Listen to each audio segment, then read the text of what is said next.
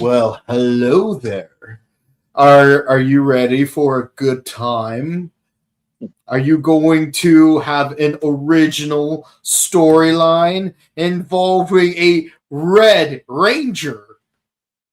3 Red Rangers in a giant robot. No, there are actually only 2 giant robots, and each one of them only has one Red Ranger. But if this was an American season, the episode would have probably been called "Follow the Leader." What would be called? Did you say Falcon Leader or Folding Leader? Follow the Leader. Oh yeah, Follow the Leader. Yeah, I misheard you for a moment. Yeah, I mean, if it was a Zeo themed episode, maybe. Yeah, Triforians. It's actually kind of interesting. Like, this is a season where Turbo, well, like in as far as American season names are called, Turbo got more focus than Zeo. Usually in a season where they're both mentioned, Zeo's the one that gets more attention. Except for that, no. Dimensions of Nature doesn't count because there aren't any Zeo costumes in it. Actually, no, there is one, and it does get more attention because definitely Tommy being the Red Ranger got more focus than Cat being the Pink Turbo Ranger. So yeah, no, it still counts. It still counts. I completely forgot, but it still counts. Yeah. I'm actually glad to see Cat in the Pink Turbo Ranger suit again. Oh, yeah, absolutely. Yeah, no, I'll say it one more time. I wish they put more time, by which I mean screen time, into Once a Ranger, and they actually had Pink Turbo Cat team up with Zack for a minute, while Blue Zeo Rocky team up with Billy. Oh, you mean Once and Always? You said Once a Ranger. No, Once and Always. You said Once a Ranger. No, I'm pretty sure I said Once and Always, and we're going to assume that I said Once and Always and nothing else. Yeah, that would have been cool for Once and Always, but like as much as I don't care for Ninja Steel, I still wish that Dimensions in Danger was a 2-parter. Well, I mean, it was 40 minutes long, but it should have been a full hour. Yeah, no, because I feel like certain parts, especially towards the end, felt a little rushed. But man, you know what they could have done for that? Since they were using the footage from the Ninja movie, they could have had it to where, Tommy in his Mighty Morphin Green suit, Trent and Coda, I don't know, like they put their hands together or something, and then like grant them the new Dino Zord that was, the Dino Maru from the Ninja movie. Yeah. But I will say this though.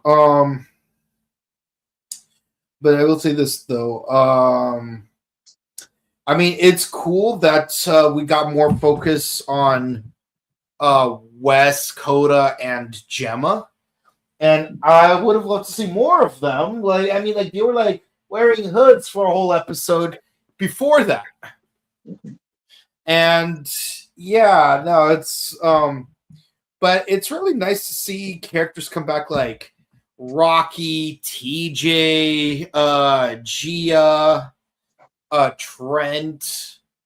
Yeah. The fact that you have both Rocky and TJ together, that's really interesting. And even though TJ in his Blue Ranger form, still we got 1, 2, 3, 4 Red Rangers in the same episode. But also 1, 2, 3, 4 Blue Rangers in the same episode. Yep.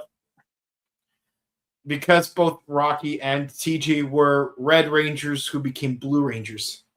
Yep. Also, this is a hill I will die on. I don't care if Tommy already had a Red Ranger form with Zeo.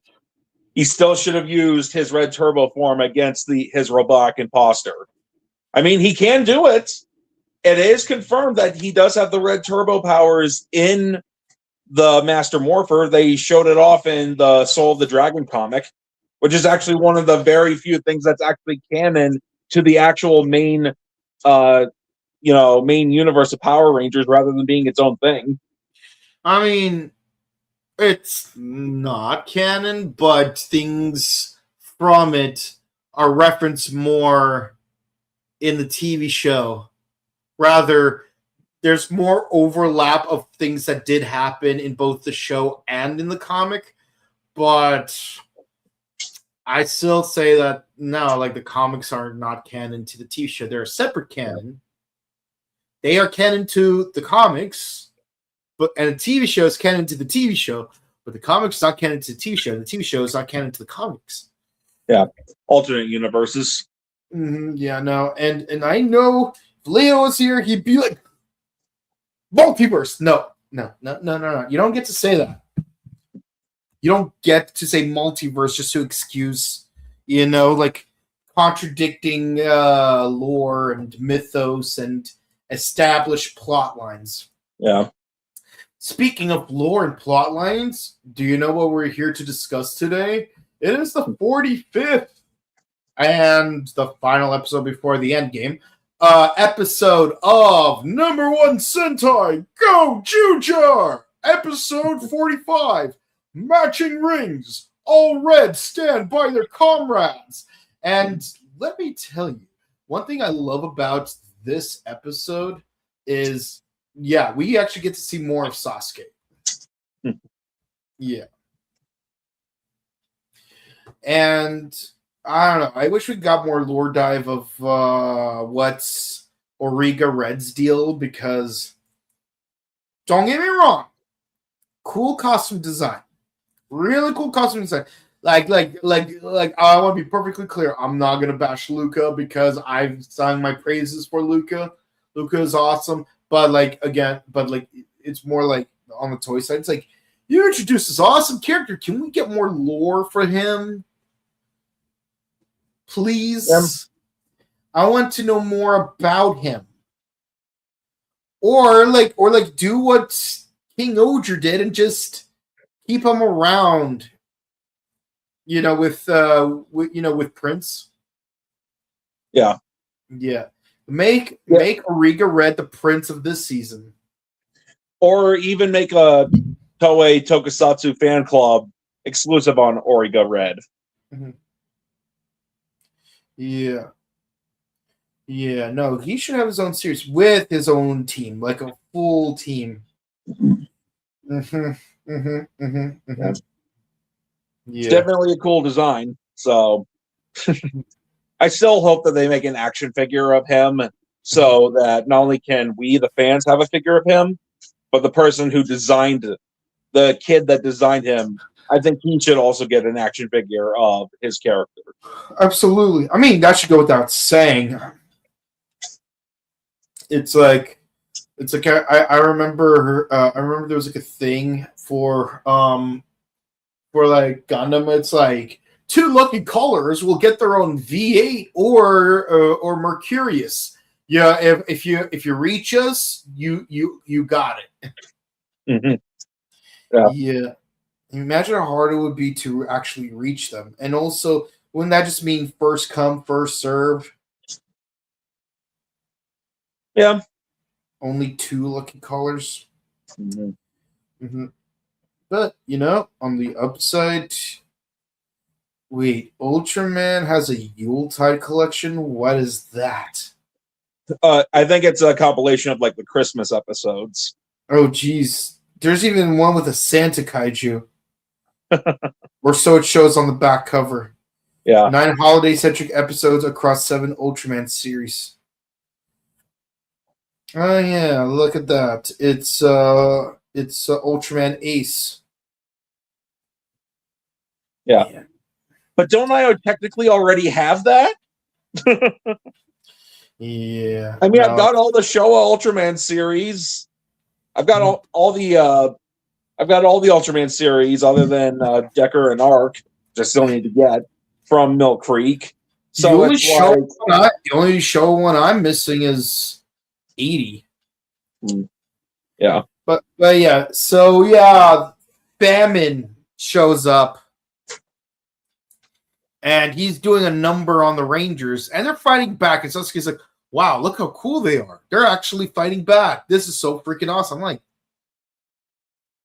"Alrighty, okay, cool, okay. So you're not high and mighty, snooty gatekeeping. That's a good start. That's a good start. That's a good start." And then, and of course, he uses like his red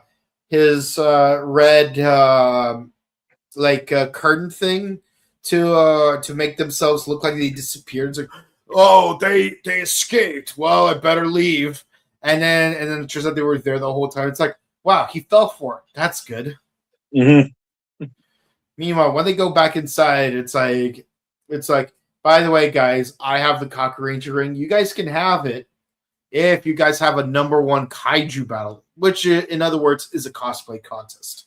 You mean yokai? Yokai, right? I got my wires crossed today. It's been a long day, but yeah, no, and what's cool is that they dress up as interpretations of past yokai from Cock Ranger, including that squid lady from episode 2. Mm-hmm. And of course Kappa dude from the first episode. Yep. There's a cat dude. Weirdly enough, they don't have the wall guy or that Tatami eyeball guy or the taxi guy or the lantern guy. Wait, yeah, lantern guy. So yeah, I don't remember the names of the kaiju, so I just remember them like, oh, based on like what folklore mythology they were, and I mostly rely on my knowledge of Mighty Morphin Season 3. Thankfully, we didn't have to deal with the weasel dude. Yeah. Yeah. Although what's interesting is how in Zeo, there actually was a skunk, a Baranoia, who was localized into a weasel. Yeah. The thing I remember most about that episode is how they had that catwalk, and there was this one guy in particular with this crazy hairdo. That one guy in particular, mainly because it very much resembled this one character from a Soviet film. If you know, you know. Man, but yeah, no, it's yeah, so everyone gets dressed up except for Hodor, and he's like down in the dumps. Like he even puts on a ghost costume that, let's just say, should not be worn in the United States. Oh boy. Yeah. So it's so Sasuke's like, listen, kid, let's get you down in dumps. It's like, well, Riga said I'm not a true leader, and I should be right. It's like, huh. That's ridiculous. If I'm being honest with you, I was never the leader. Sure, I may wear red, but Tsuruhime was the one that was leading the team. Yes, the female White Ranger was the leader of our team. Even though she was not the person at the center of the lineup, she was still the leader. And also, we're getting too old, so we're having a canonical backdoor reason to recast ourselves. But I will say this though, if it makes you feel better about being a screw up, I'm the one who let the yokai out. Although technically Saizo let the yokai out. Yeah, and we see a bunch of stock footage from Cock Ranger. Yeah, which is awesome. Like, yes. Which means it gives people incentive to actually wrong one. It gives people incentive to actually go and buy the season. It's available on Amazon, or you can watch it on Tubi TV. But remember, physical media remains supreme. It is so awesome. Not even the shrink wrap can sustain its awesome power. But it will try. Yeah, just look at those cool battle boards, which are not actually battle boards. Jusho fighters. Yep. a cheap way to sell more toys than usual. And low key, they do have Metal Hero vibes. And they also had really impressive articulation for their time. Yeah. As a matter of fact, I feel like I have done this channel disservice. So give me one quick second. You take over. Alrighty. Well, while we're waiting, so yeah, basically he talks about how Tsuruhime Ninja White was the leader. Which, like I discussed last episode, it's interesting how Origa Red says that Hoeru is not a very good representation of a Sentai Red, and he doesn't really have leadership qualities, yet he gets, which this isn't a knock against Sasuke, because he's cool. Origa Red gets Sasuke, the very much not leader of his team, despite wearing red. But still, it is cool to see some Kaku Ranger stock footage from there. It was short but sweet. But still. So yeah. Ninja Henge. Oh, he's back. And he's got his Doron Singer.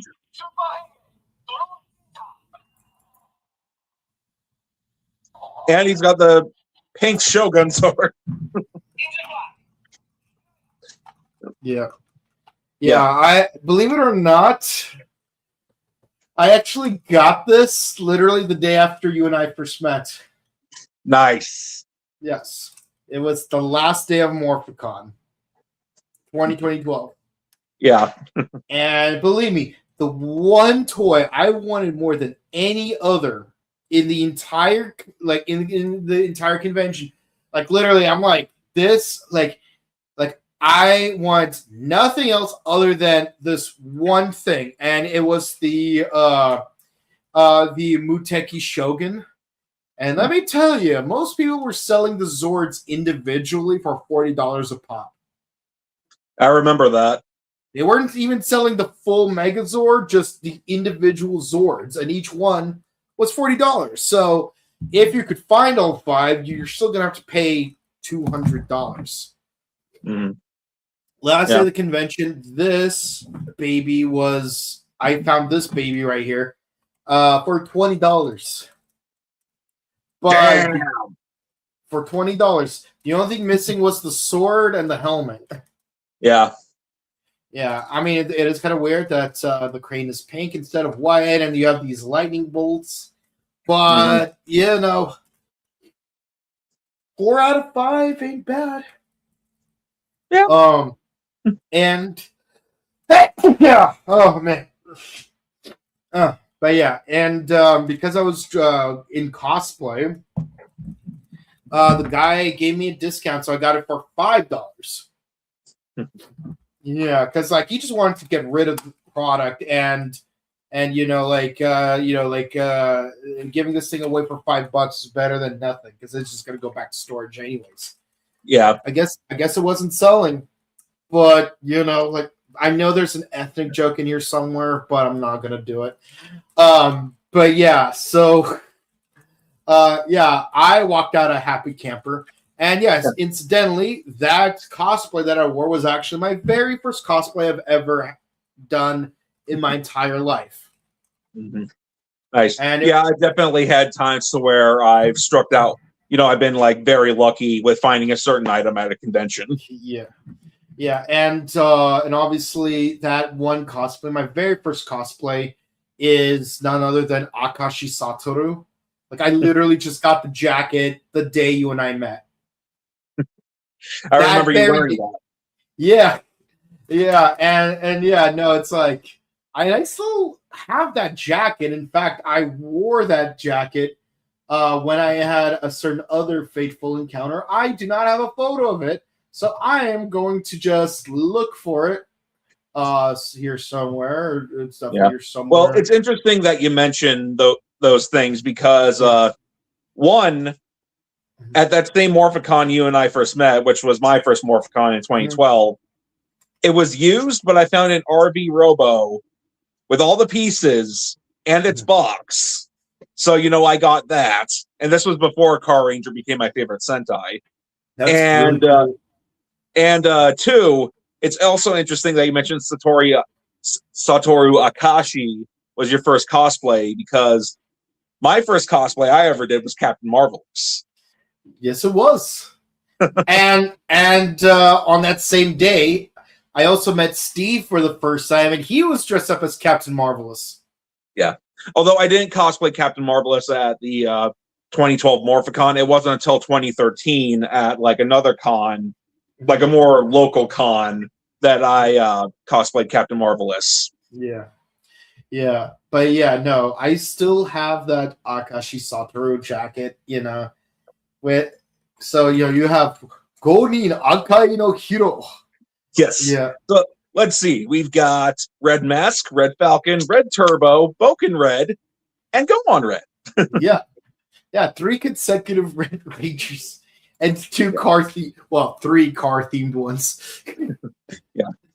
Man, I wish I had Kyosuke's jacket. Yeah. I wish somebody would make it. Honestly, I think you could just get like a random red cowboy button-on shirts, and it would still work. I suppose. Yeah. Just avoid green alien women, and I'm not talking about the Orion women from Star Trek. Yes. Yeah. Yeah. So yes, and of course, thus spawned a friendship that lasted throughout the ages. Oh yes, I remember when we took that picture last Morphicon. Yeah. Although I'm wearing the wrong shirt, but whatever. No, it was perfect. It was perfect. Yeah. It is. No, I'm Car Busters. Yeah. Car Buster. Car Buster. Car Buster. Yeah. It's Morphin time, shift into turbo. Yeah. No, wait, hold on, I got it. Morphin grid energy, we will protect it from the virus known as Vago. Power Rangers Grid Battle Force. Power Rangers Grid Battle Force. Power Rangers Grid Battle. Yeah. Yeah, but yeah, no, like honestly, I felt really nostalgic with this episode, and yeah, monster's still attacking though. It's still a thing, guys. We haven't forgotten that's a thing, right? Oh yeah, we gotta fight the thing. Honestly, surprisingly, not a lot really happens in this episode. Oh yeah, also Ariga Red has like a heart-to-heart with Tengetsu. It's like, why'd you make him the Red Ranger? Trust me, you'll find out in due time. Like, let Sword-sama cook. Let Sword-sama cook. He's got the sauce. Let him cook. And so, like, a battle ensues. Like, all 8 Rangers show up. They morph. And, yeah, now we get some really cool fight sequences. We don't really see any, like, changes. Like where the Rangers use their Sentai rings. But Sasuke does something gets really right cool. on the... He uses some of the other rings, like he uses a Gao Ranger and Kyoryuger to use the Lion Fang and Gabutira Fang. Let's see what else. He used Zyuohger and Ryu Soldier for like the Eagrizer and the Ryu Soul Ken, and then Mega Ranger and Kira Major using the Cyber Slider, and then I think it was the gun sword combination for the Kira gun Major. sword thing. Yeah, it was so cool. Seeing a Ninja Red on a Cyber Slider was just so cool. It's like being Gary from Robot Chicken. It was so cool. Yeah. Yeah. And I also realized all those powers that he used were all seasons that came after him. They were. Yeah, like wait, hold on. Did he use O-Ranger and Car Ranger? No, he didn't.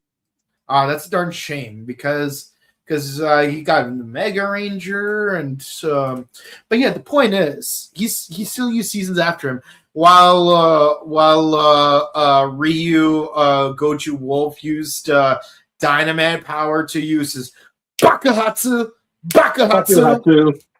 Yeah, the Super Dynamite. Yeah, I freaking love Dynaman. I wish there were more than 6 episodes. But anyways, as I was saying, yeah. So then, yeah, the famine dude, he becomes giant. So Origa Red can use origami to summon Muteki Shogun, which is crazy because it's like, how do you do that? You didn't use a Sentai ring like we've seen with Time to Torture the Mastodon Megazord. But yeah, no, it's and Sasuke actually pilots it. And being true to the fashion of the show, it's the Gozyuger style cockpit where like he actually does unmorph to pilot it. Yeah. Meanwhile, Ryu Sword's piloted by Origa Red. Says, well, it's like, well, at least you get to actually pilot Zord at least once in your career. But you'd think Origa Red would have at least piloted the guy who actually has a paper crane for a helmet. Yeah. Also earlier in the episode when it shows Origa Red recruiting Ninja Red, I love how Ninja Red says to him, "A red crane? Usually I work with a white one, but okay." Yeah. No, it's quite lovely. And yeah, they do defeat the famine dude. Everyone goes their separate ways, and yes, Origa Red finally gives up the King Oger. The King Oger ring, and like he thinks back on not Taya. It's like dreams are something that we need to strive for, because in the end, on dreams we must depend, because that's what love is made of. Indeed. But yeah, so but Sasuke still hasn't decided who won the yokai battle, and for some reason he goes with Ryuji. So now he finally has an actual Sentai ring again, which is good. It's like he literally didn't have any other rings other than his own Tyranno ring. Yeah, but now he actually has one. He's still in last place though, but but at least like he has something. And now that we've collected all of the Sentai rings, now we can open that secret door. And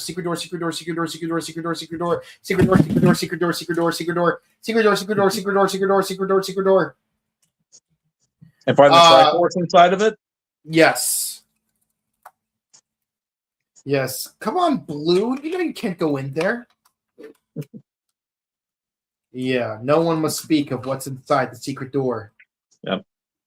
Actually, speaking of how Gozyuger for some reason has them de-transform when they pilot, Tegazord or other mechas, and it makes me wonder of a hypothetical of if Gozyuger did get adapted into Power Rangers, would they still do that? Or considering that, nothing stops them from making their own original cockpit footage, would they have it to where it would be the U.S. casted actors in that white gown thing? Or would they still have like a stunt actor in a full suit piloting it?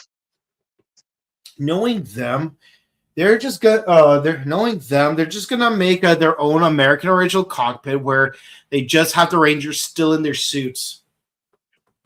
Yeah. But that's just a theory, a Toku theory. Yeah. Please don't sue us, Matt. But yeah, no, it's I had fun watching this. This episode's a 9 for me. Oh yeah, but before we finish, we do have an end credit scene. Candelabra fights the remaining miasma. I was about to say malaise. The miasma of Naraku. I'm just kidding. It's not Naraku. This isn't Inuyasha. Even if the main character is a scruffy wolf boy who needs to learn how to sit.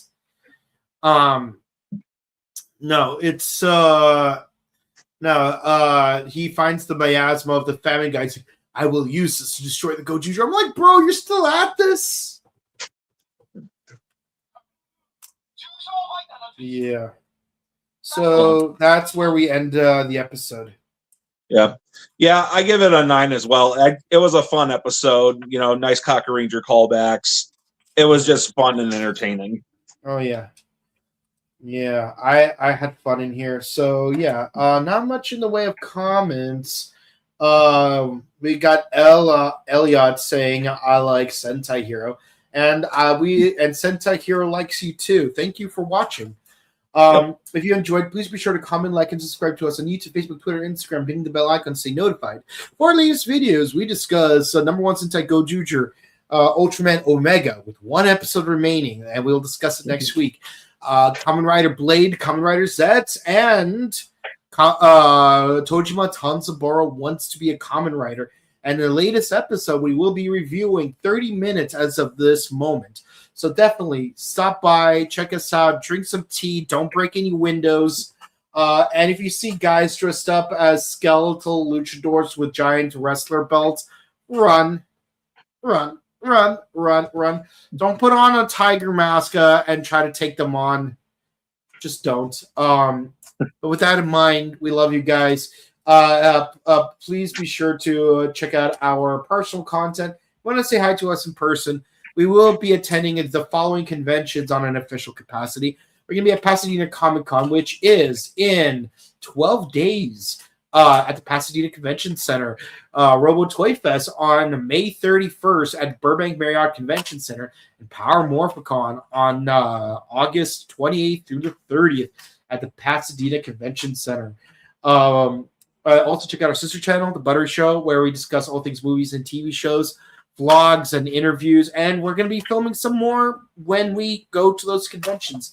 So definitely we're going to try to have content for you guys as of May. As of February. Stick around. Enjoy the rest of your week. It's Tuesday, but when you guys are with us, it feels like a Friday. We love you all. Have a good one. Good night. Bye. Farewell.